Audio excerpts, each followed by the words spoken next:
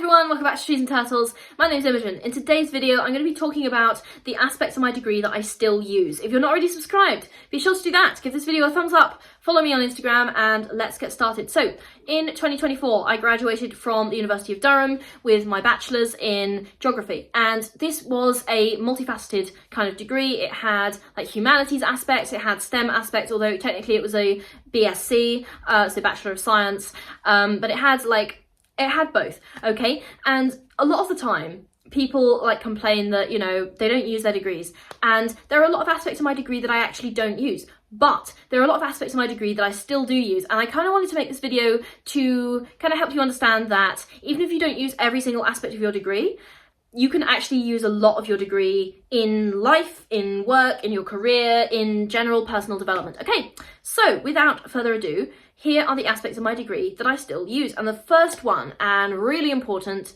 statistics, okay? And like data manipulation, data analysis, okay? Statistics and data analysis. That is something that I received an extremely thorough grounding in at Durham, and it's something that is really, really important to me, that I use pretty much every day. And it is something that I, like, being a huge nerd, it really helps me, like, kind of quantify my goals. And I use like statistics and data analysis all the time for like tracking my goals, for like, I have so many goal spreadsheets, it's not even funny at this point. Like, I literally, my Google Drive is full of like spreadsheets for every imaginable goal, okay? And I have like graphs, I have numbers, I track my metrics, okay? So statistics and data analysis, something that is immensely useful to me, both professionally and personally.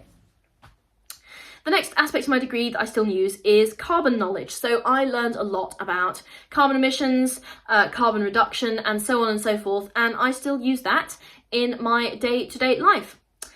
The next thing that I want to talk about is coding. Okay, so at Durham, before I went to Durham, I didn't really know much about coding. I did a little bit of HTML, which isn't really coding, at sixth form, just because I was curious about like computer science. But I really got into like coding at Durham, so I learned R, I learned Python, recently I've learned SQL, although to be fair, I didn't really use SQL at Durham. I used a bit of JavaScript for my thesis, so all of those. I also used Stata, which I'm informed isn't really used outside the academic community, but I was very good at it, and I want you to know. Anyway, so coding, I really got into like coding and kind of computer science. I did a whole module which focused around machine learning, so a lot of really technical aspects of my degree. I often described when I was at Durham, and since, I've often described my degree to people who ask as standing in rivers and writing code. That's pretty much it. That is what I did.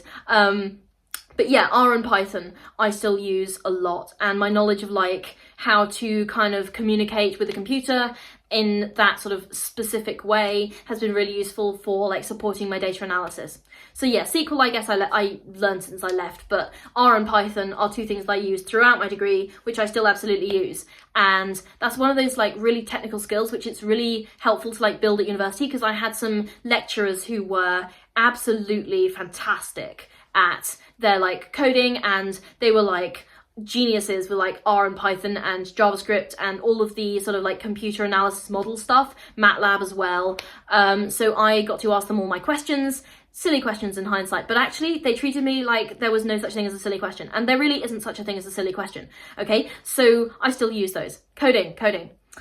The next thing that I really, really use, and this was kind of drilled into me like throughout, like from day one, report drafting, okay? It is so important that you learn how to like draft a report in a professional way, and that was something that I really like honed that skill. So most of my assignments at Durham were in the format of a scientific report, so that would involve like figures, it would involve like statistical analysis, it would involve like generally an introduction. What are the sections? What are the sections of a scientific report? Well, I'd have like introduction, methodology, like analysis, so then that's like the numbers, the statistical bit. Then I'd have a discussion which brought in literature, and then I'd have a conclusion and then references. I feel like I missed a category, but I can't think what it is at the moment. Anyway, so like report drafting and being able to write a technical report and being able to communicate those findings in a structured way, really immensely helpful, and that's something that I still use in pretty much everything that I write. Like, not necessarily that format exactly, but the understanding of how to communicate in a structured way and really get your points across and really bring in your conclusions in a sort of like key takeaways format really helped me in my life in general. And finally, communication. So whether that be in the form of like report drafting, technical writing, whatever, or just being able to like communicate. So I would like give presentations, I'd be able to like do public speaking, I would be able to like communicate in many and varied ways, both like verbally or written. Okay, so that sense of like all-round communication in so many different ways that I really developed and honed during my degree, I still absolutely use that, and it's made me a much better communicator.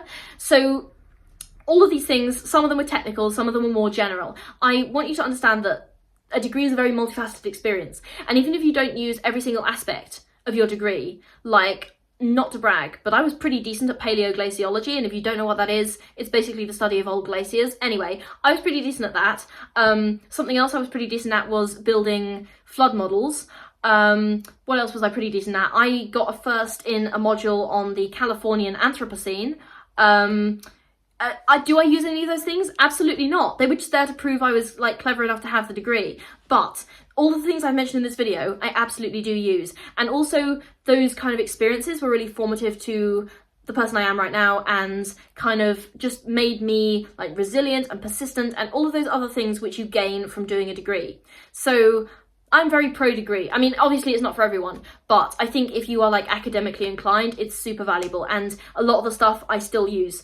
Ranging from technical skills to kind of like broader personality-based things, which have been so immensely valuable for my life. Those are the aspects of my degree I still use. If you are not already subscribed, be sure to do that, give this video a thumbs up, follow me on Instagram. I will see you next time. Okay, bye!